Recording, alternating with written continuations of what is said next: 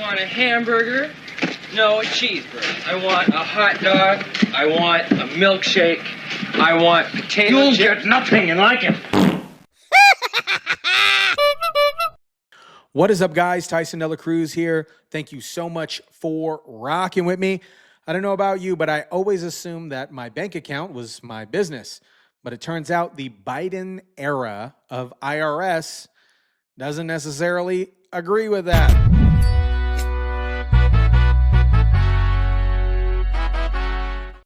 You heard that right. The Biden era of IRS has been quietly, get this, using artificial intelligence to scan through American bank accounts without warrant, violating the Fourth Amendment right, just like it's another Tuesday. What we have learned is that the IRS, in fact, has been using AI to access bank accounts of American citizens without any kind of a search warrant or even without any specific claim that they have committed a crime. So this was something that was discovered by an undercover journalist, and what they found is that the IRS has claimed that they have access to every single person's bank account.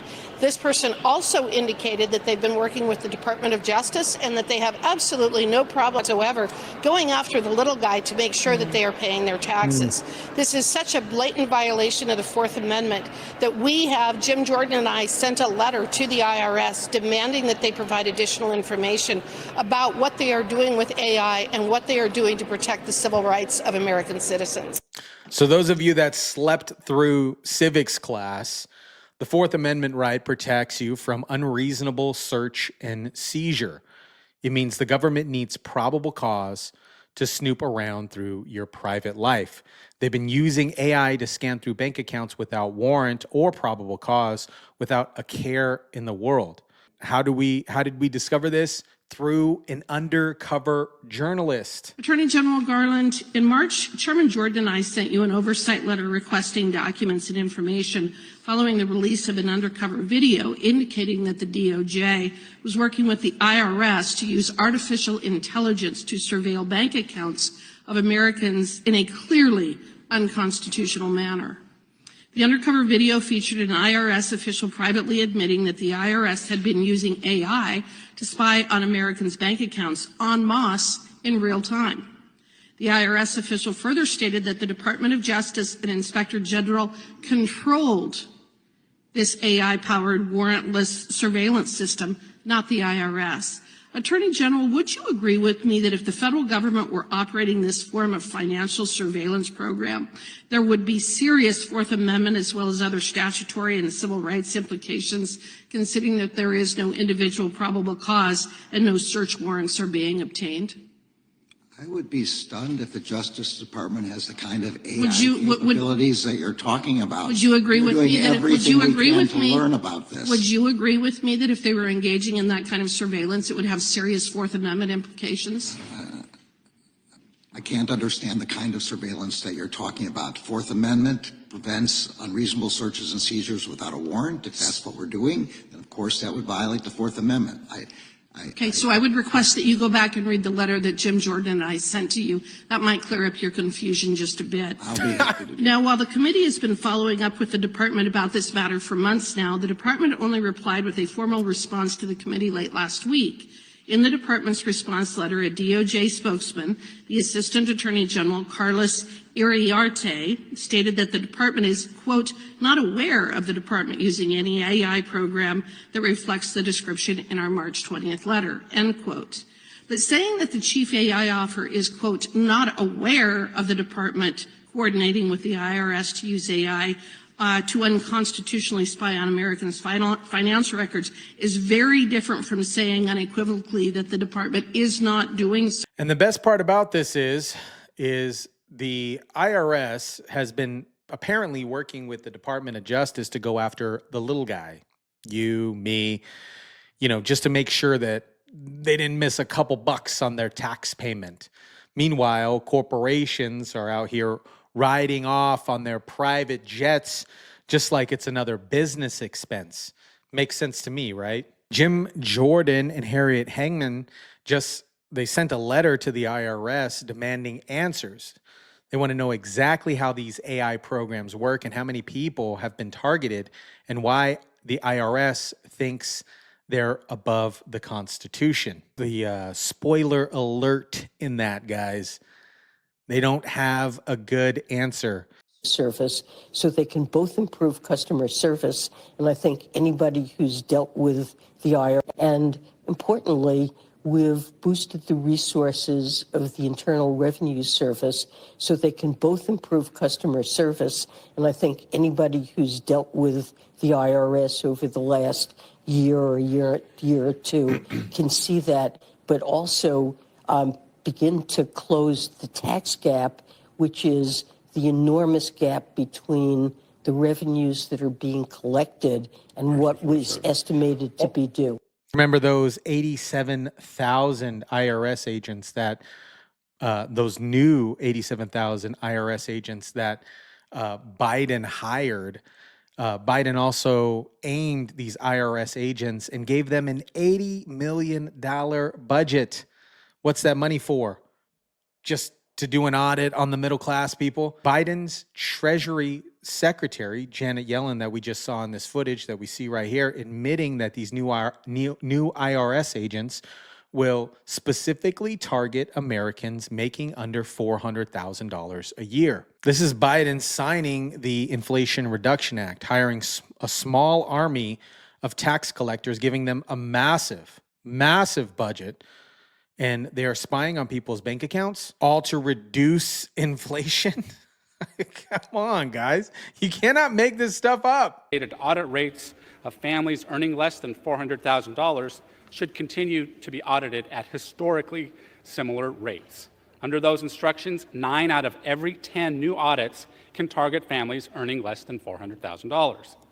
And because Republicans are committed to delivering a government that is accountable, this bill retains funding for customer service and IT modernization at IRS, despite the fact these accounts would be more appropriately addressed through regular appropriations to ensure IRS has the resources to make much-needed improvement to taxpayer services. Trump wants to nuke the IRS. Trump, the guy, he's the man. He wants to replace the Internal Revenue Service entirely. He's announced the creation of the External Revenue Service, which would eliminate federal income tax and instead collect revenue from tariffs, duties, and other sources. On January 20th, 2025 is when it all began. Who actually likes the IRS? Because the more we learn, the more it looks like they're weaponizing it against Americans. Instead of taxing our citizens to enrich other countries, we will tariff and tax foreign countries to enrich our citizens.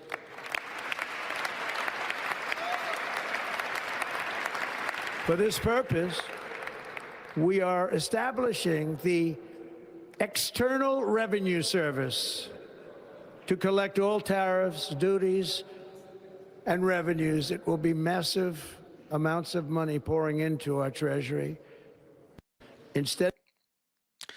Now, Trump, Elon, and Ted Cruz want to nuke the IRS in its entirety. Elon Musk, you know, he's the guy who brought speech back to Twitter, formerly Twitter, now X, wants to fully audit the IRS. And Senator Ted Cruz says that the IRS should be abolished completely. Being created to audit you. The House Ways and Means Committee, the minority, has put out an estimate that under this bill, there will be 1.2 million new audits per year, with over 700,000 of those new audits falling on taxpayers making $75,000 or less. I believe personally we should abolish the IRS, but at a minimum, we shouldn't make the IRS larger than the Pentagon, the State Department, the FBI, and the Border Patrol all combined. That's what the Democrats are proposing here. It is a terrible idea. If you don't want 87,000 new IRS agents, vote yes. Who would miss them anyways? Just to be honest with you, who would miss the IRS agents anyways? Drop it down in the comment section down below. And get this, IRS workers can't even pay their own taxes. Treasury Inspector General report on the IRS employees. They owe back taxes. They owe back taxes. If you're still convinced that the IRS is a total scam, here's the cherry on top. Nearly IRS employees and contractors owe a combined of $50 million in back taxes.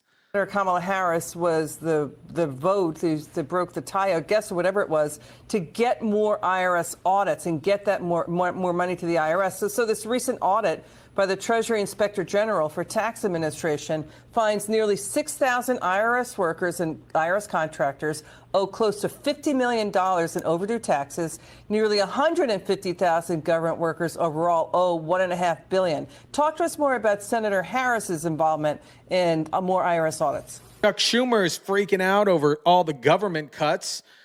Naturally, Democrats are panicking because over the past couple administrations, they've just been filling up their pockets.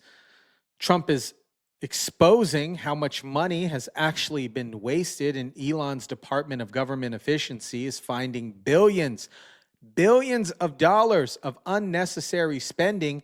And suddenly the left is losing their mind. I wonder why. We also know this is just the beginning. If DOJ attacks USAID today, then you can be sure they'll move on to another target tomorrow. Who knows? Maybe it'll be the Postal Service or the IRS or even the Social Security Administration. They could be next. Or maybe our national security agencies. They have been bleeding the middle class dry for years.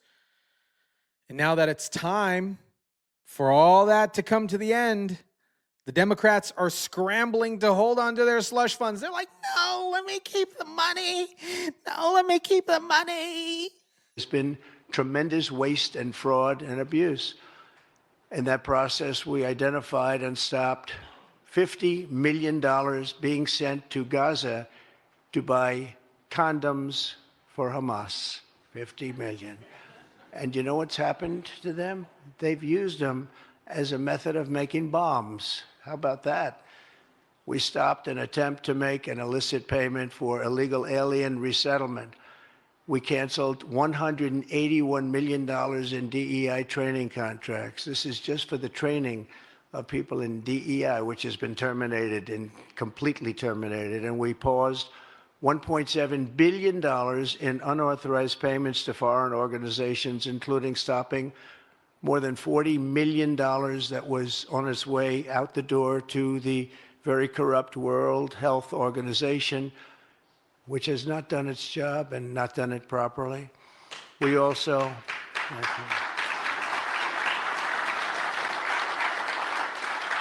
We also blocked $45 million for diversity scholarships in Burma. 45, that's a lot of money for diversity scholarships in Burma. You can imagine where that money went.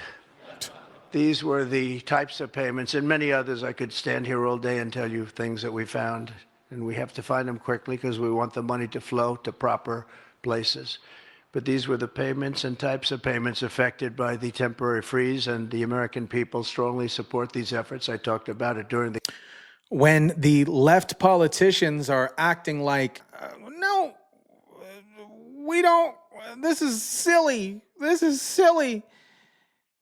you know, it probably was never a good idea in the first place because they're just racking up cash for their own paquitos.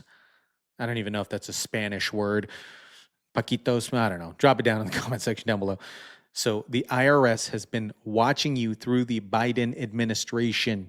Left politicians have been getting rich off of the middle class. It's basically money laundering.